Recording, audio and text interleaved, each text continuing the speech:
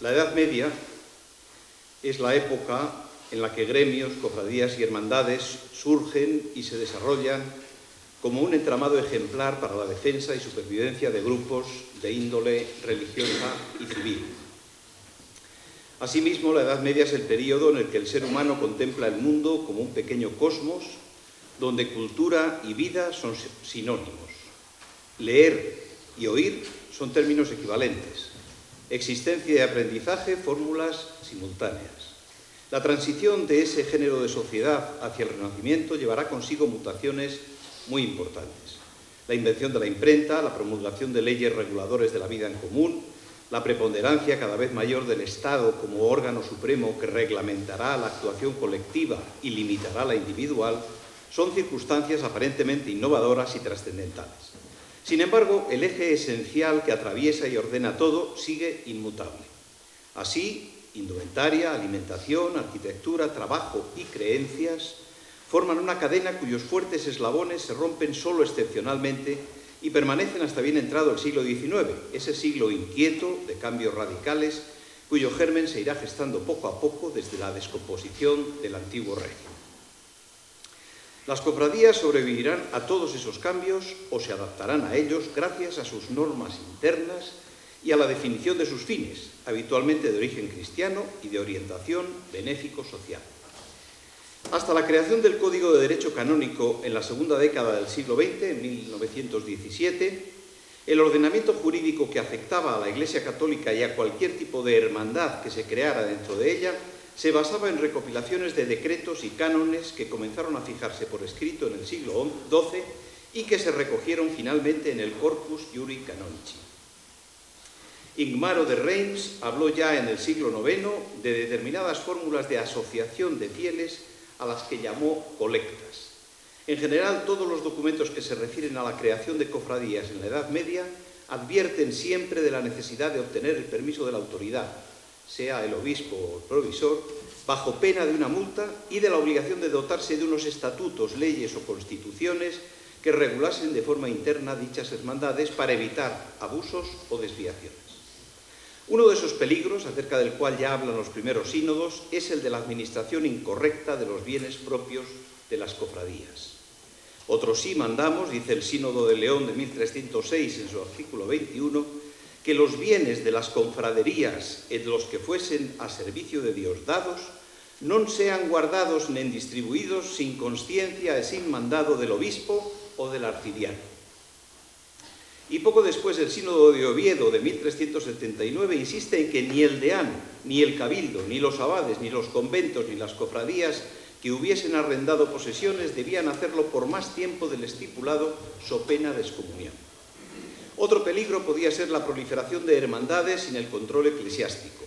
Algunos, dice el Sínodo de Coria de 1537, movidos con buen celo, ordenan cofradías, las cuales han crecido y crecen en tanto número que podrían traer daño y hacen en ellas estatutos que por no ser bien mirados se siguen de ellos inconvenientes. El sínodo obliga a que los estatutos sean examinados y aprobados por la autoridad eclesiástica. Joaquín Andrade, en su trabajo sobre las cofradías en el Código de Derecho Canónico de 1917, escribe: hasta el Concilio de Trento no se dictaron normas generales para las cofradías y posteriormente, hasta el Código de 1917, solo encontramos una limitada normativa procedente de las Sagradas Congregaciones Romanas. Existirá, sin embargo, un amplio derecho particular que debe servir como instrumento corrector del régimen uniforme acerca de las cofradías y a la vez como medio que tutela la identidad y particular idiosincrasia de cada una de ellas y la fidelidad a sus carismas peculiares. Hasta aquí la cita de Joaquín Andrade. La religiosidad popular, es decir, el legítimo derecho del pueblo a manifestar su fervor o veneración por los santos o vírgenes y celebrarlo de forma ritual a través de procesiones, reuniones, etc., fue desde siempre respetado por la Iglesia, salvo en los casos en que de forma clara alguna de esas manifestaciones atacase la fe o las costumbres. En general, si bien la jerarquía se respetaba y se acataban las decisiones tomadas por la cabeza visible de la cofradía, o sea, el rector, el capellán o el párroco, los estatutos permitían una cierta democracia interna que regulaba las actuaciones y relaciones entre los hermanos y de estos con la jerarquía.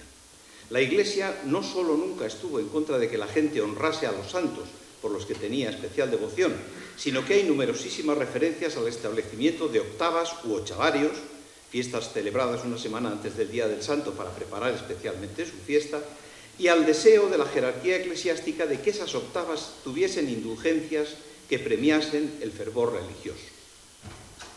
Además de la consecución de la redención, las cofradías surgieron con finalidades concretas, como la de encender las velas para los vivos y para los muertos, la de preparar determinadas representaciones dramáticas de los misterios marianos, o simplemente para difundir y fomentar la piedad cristiana.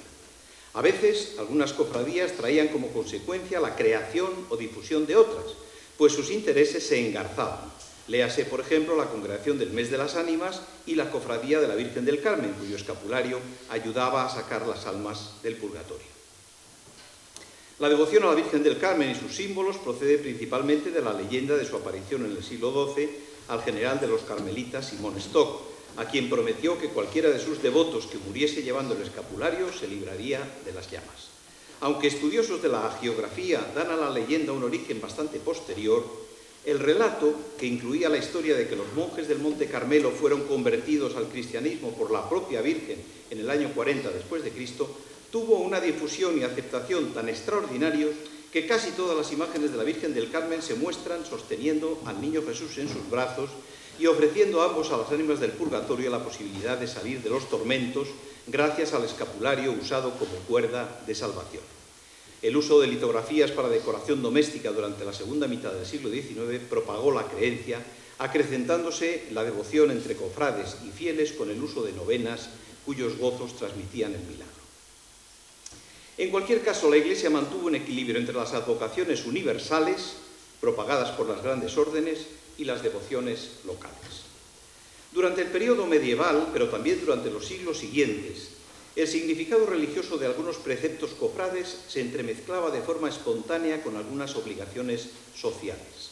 De hecho, la asistencia a los hermanos que estaban enfermos o en la agonía, o la conducción de sus restos mortales al cementerio, o las misas dichas por ellos, se manifestaban en ambos terrenos con igual naturalidad, siendo esos cometidos en muchos aspectos precursores de funciones que luego cubrieron compañías de seguros, tanatorios o la propia seguridad social.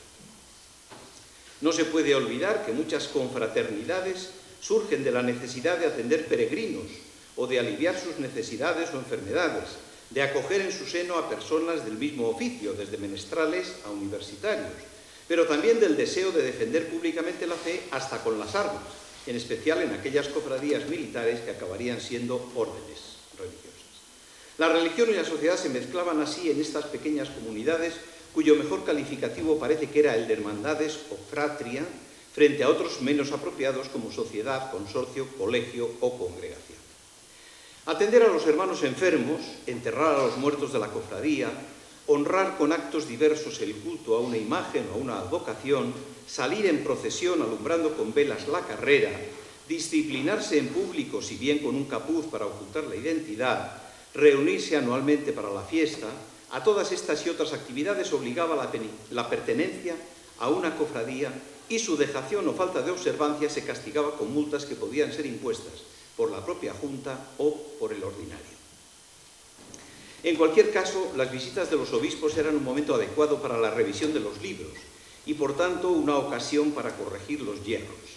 Los excesos en las colaciones o comidas, la exageración en los entierros con la contratación de plañideras y la prohibición expresa de que los cargos se heredasen de padres a hijos o de familiar en familiar son solo algunas de las prohibiciones más frecuentes que se repiten año tras año, lo cual indica no solo la insistencia de la Iglesia en que las cofradías se atuvieran a sus propios reglamentos, sino la contumacia en la conservación de algunas costumbres que costaba mucho desarraigar. Una prohibición frecuente, por ejemplo, de la que se puede derivar la sospecha de que iba destinada a atajar una costumbre muy popular, es la de vetar las corridas de toros en los cementerios. Lo de las 5 de la tarde no está tan mal puesto. En el libro de visitas que el obispo realizó al pueblo de Tudela de Duero se lee en concreto en el año 1583 lo siguiente, referido a la cofradía de la Cruz. Otro sí fue informado el señor visitador que se corren toros en el cementerio, a donde se entierra muy gran parte de los vecinos de este pueblo, en que se hace mucha ofensa a Dios y se pierde respeto debido al lugar sagrado, profanándolo con un acto tan condenado y reprobado por derecho y detestado por propio motu, y se refiere al de Pío V de 1567 de su santidad. Sigue el texto: y para que cese tanto abuso, mandó el señor visitador a la justicia y regimiento, so pena de excomunión mayor y de 50 ducados para la guerra que hace su majestad contra infieles, que no los corran en el cementerio, y a los curas y beneficiados, o la dicha pena, lo impidan y ejecuten la dicha pena, evitándolos de los oficios. La orden no debe de surtir el efecto deseado, pues 2 años más tarde se anota de nuevo en el libro de visitas: en ejecución de la visita pasada y atendiendo a la reverencia que se debe a la iglesia y su cementerio, y que se profana corriendo en él toros, por ser acto tan reprobado y condenado por rito casi gentílico por propio moto de su santidad, mayormente que se ha visto, como a su merced constó por información, que haciendo los tablados en el dicho cementerio se han abierto algunas sepulturas y se han sacado parte de cuerpos humanos, y para que cese tanto inconveniente y la ofensa que de lo referido a Dios se hace en irreverencia al lugar sagrado, mando, so pena de descomunión mayor y de 100 ducados para la guerra que su majestad de contra infieles, dobla la cifra, a los alcaldes, regidores y procuradores de este lugar, que de aquí adelante no corran ni consientan correr en el dicho cementerio, en la cual pena, siendo rebeldes, les hubo por condenados rebeldes, siendo sin otra declaración. Y en razón que por información bastante costó a su merced que, siendo alcaldes este año de 85, Alonso Astete y Pedro del Río, y regidores, etcétera, etcétera, etcétera, corrieron toros en el cementerio de Nuestra Señora de esta villa, día de la cruz de septiembre de este dicho año, y condenó a cada uno de ellos en 500 maravedís para esta dicha iglesia, a los cuales mandó, so pena de descomunión mayor, los den y paguen al mayordomo de ella dentro de 9 días que este mandamiento les fuere notificado, el cual, término pasado, rebeldes siendo, les declaró por públicos descomulgados y mandó al cura o sacristán dentro de 1 día les notificase este mandamiento, y al vicario a las primeras cuentas cargue al mayordomo esta condenación.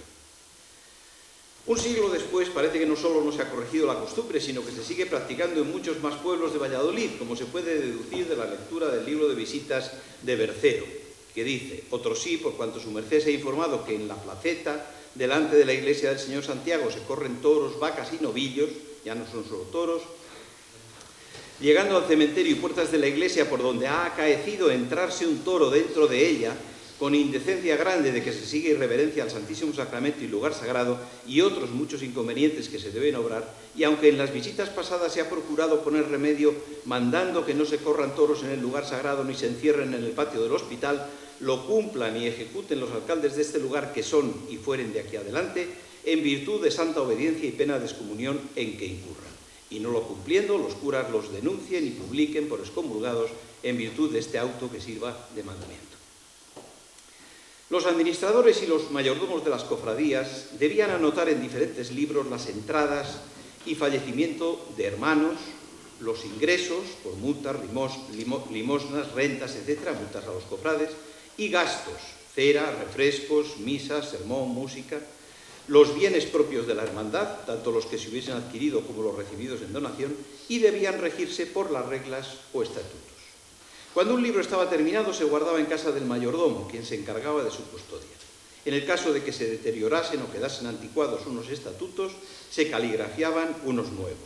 Este es el caso del libro de la Cofradía del Salvador, de Portillo, donde se indica que se mandaba hacer de nuevo por haber en la dicha regla, que era de 1412, cosas que, aunque al principio parecieron santas y buenas, la variedad del tiempo las ha alterado, y por las disonancias de los vocablos convenía enmendarse.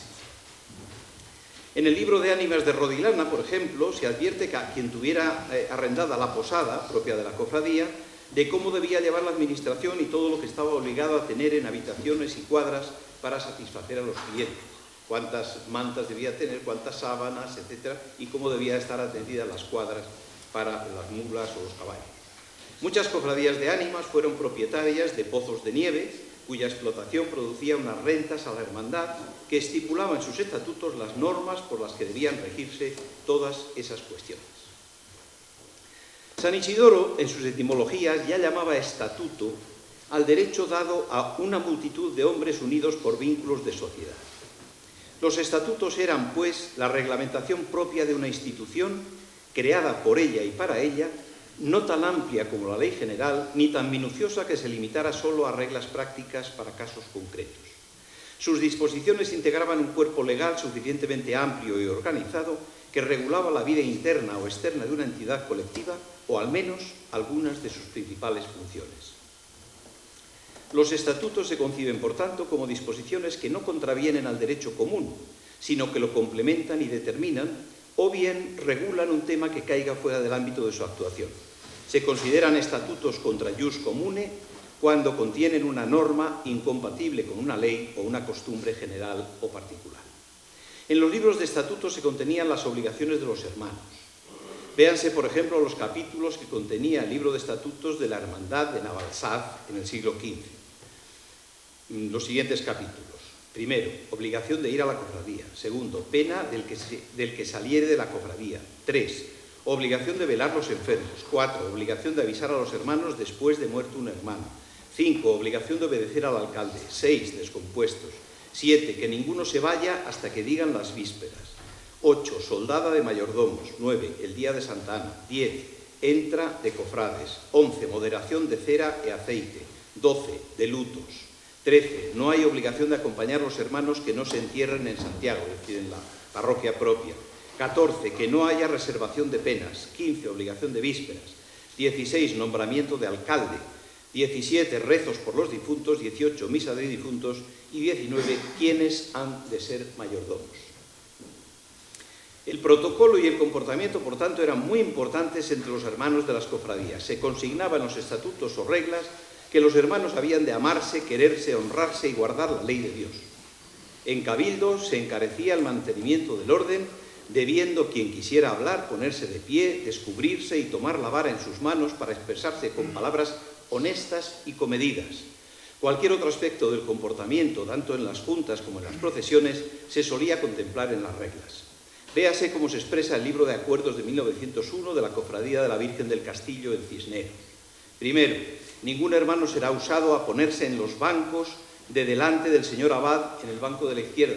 Es decir, que la jerarquía es muy importante y no hay que ponerse delante del señor abad.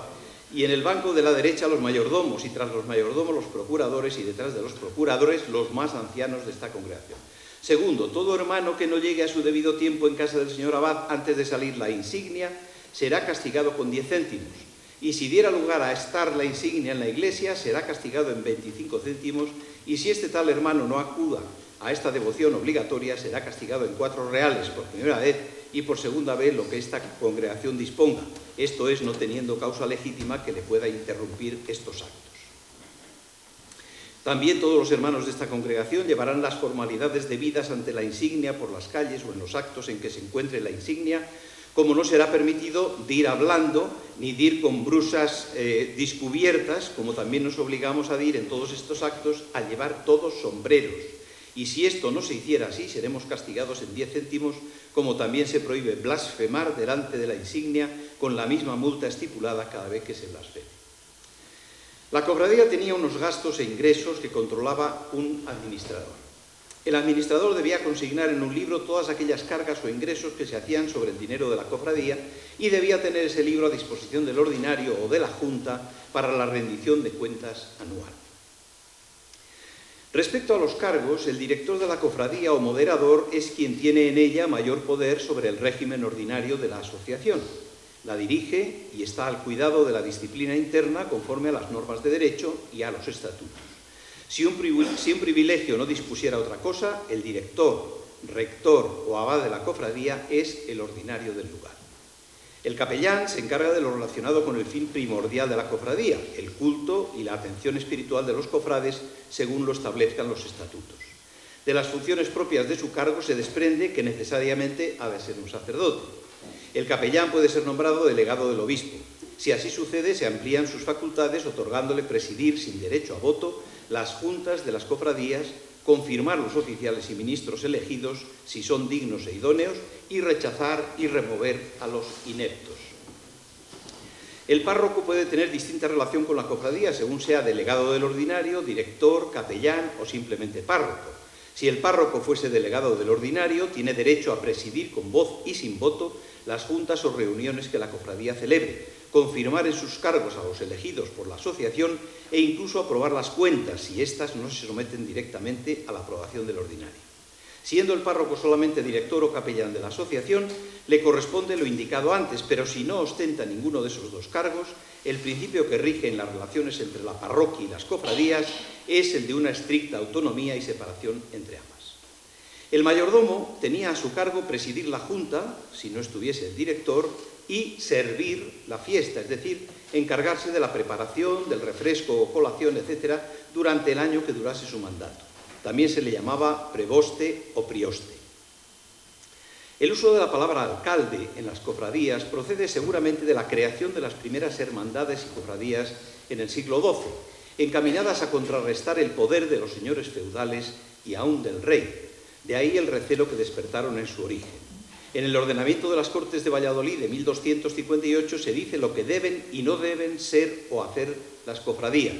Y leo: que non hagan confradías, nin juras malas, nin ningunos malos ayuntamientos que sean a daño de la tierra e a mengua del señorío del rei, sino por a dar a comer a pobres, o para luminaria, o para soterrar muertos, o para confuersos, es decir, banquetes fúnebres, lo que se llama dar caridad, e que se coman en casa esos confuersos, en casa del muerto, e non para outros ayuntamientos malos, e que non hayan ahí alcaldes ningunos para juzgar en las cofradías, sino los que fueren puestos del rey en la villa o por el fuero.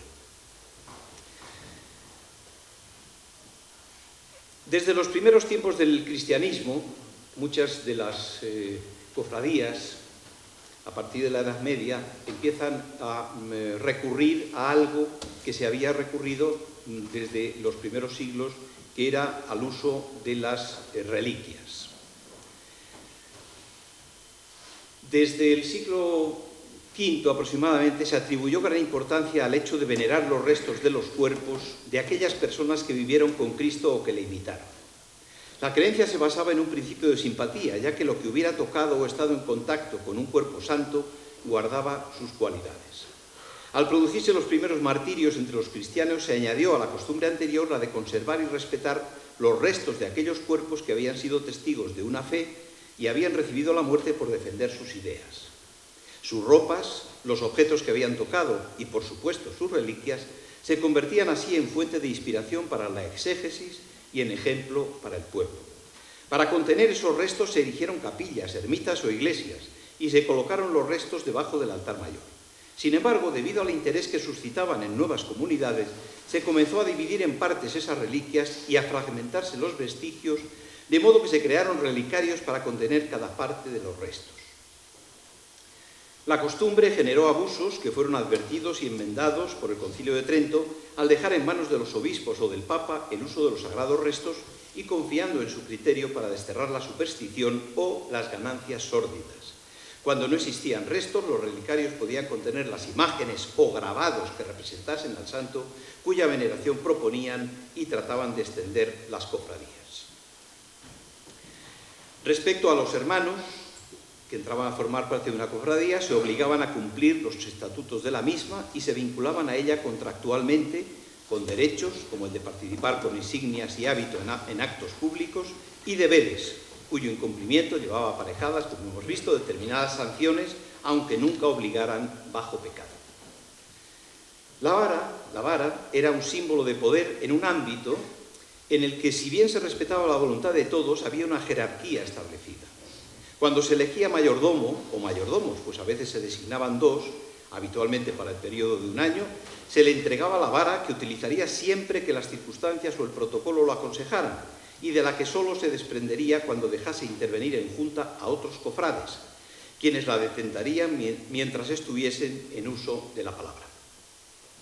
Muchas cofradías estipulaban que la entrada de nuevos hermanos estuviese ligada al juramento hecho sobre los estatutos de respetarlos y defenderlos, y al peso simbólico depositado en la vara sostenida por el mayordomo. Habitualmente el mayordomo llevaba el atributo a las juntas y cumplía con su deber de usarlo como señal de autoridad si los cofrades se enzarzaban en discusiones inútiles, recordando esta actitud, según algunos antropólogos, la leyenda de Mercurio separando con su caduceo a dos serpientes. En cualquier caso, la vara solía constar de dos partes, un varal de madera y una pieza coronándolo, habitualmente de plata, con una representación de la advocación o devoción de la cofradía. La palabra cabildo, procedente del término latino capitulum, tiene una larga historia. Del significado literal, que sería cabeza pequeña, pequeña cabeza, con que se designaba el comienzo de las partes en que se dividía un libro, pasó a designar el adorno que presidía ese comienzo. Posteriormente se amplió el significado a la lectura de ese capítulo por parte de un grupo de monjes, completándose finalmente el sentido al abarcar cualquier tipo de reunión, incluso las civiles, en que participaran determinados individuos con unos fines comunes. En el caso de las cofradías, la Junta de Gobierno era el órgano supremo cuya reunión o constitución solo podría ser prohibida por el obispo con causa legítima. Para las elecciones se recurría siempre a lo consignado en los estatutos, donde se especificaba quiénes podían ejercitar el derecho a voto, qué cargos eran objeto de elección o cuántos años de antigüedad se exigían para votar o ser votado. Al final de las juntas se servía una colación a los cofrades, habitualmente adecuada a las posibilidades de la hermandad, aunque solía consistir en productos como frutas o frutos secos y vino. Esto se suele ver en los libros de cofradía. La Iglesia siempre quiso dejar claro que cualquier liturgia que tuviera lugar fuera de la administración ordinaria debería tener un control y atenerse a las normas de ésta. Los pagos o pitanzas por las fiestas votivas que organizasen las cofradías y que encargasen a curas beneficiados deberían repartirse entre estos de forma equitativa para que no fuesen dichas pitanzas motivo de escándalo o queja. Todas estas hermandades y cofradías adoptaban diferentes fórmulas. La cofradía podría definirse como una hermandad erigida canónicamente que, además de los fines de beneficencia, piedad o caridad, se constituye para el incremento del culto público. Aunque pueda tener un origen seglar, la cofradía está sometida a la jerarquía eclesiástica. Otra fórmula, las terceras órdenes seculares, son asociaciones de fieles cuyos socios, aun viviendo como seglares, siguen la dirección del superior de alguna orden religiosa conforme al espíritu de la misma, esforzándose en adquirir la perfección cristiana sin necesidad de profesar, según las reglas para ellos aprobadas por la sede apostólica. Otra fórmula, la pía unión, que era una unión de fieles que, erigida en persona jurídica canónica, ni de hecho ni de derecho, estaba instituida y ordenada a modo de cuerpo orgánico y se creaba para fines benéficos de caridad o de piedad. Y por último, la hermandad, que es una pía unión erigida por la autoridad competente y constituida también ad modum corporis organici.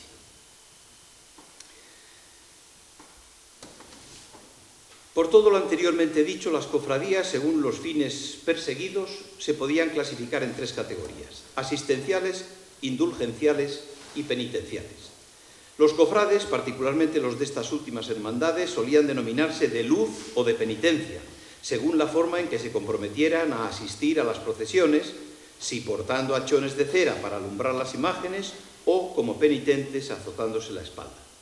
Según las advocaciones, podrían denominarse cofradías sacramentales o de Minerva, pasionales, como las de la Veracruz o las de la Sangre de Cristo, marianas, dedicadas a la Virgen, de ánimas, santorales, etc.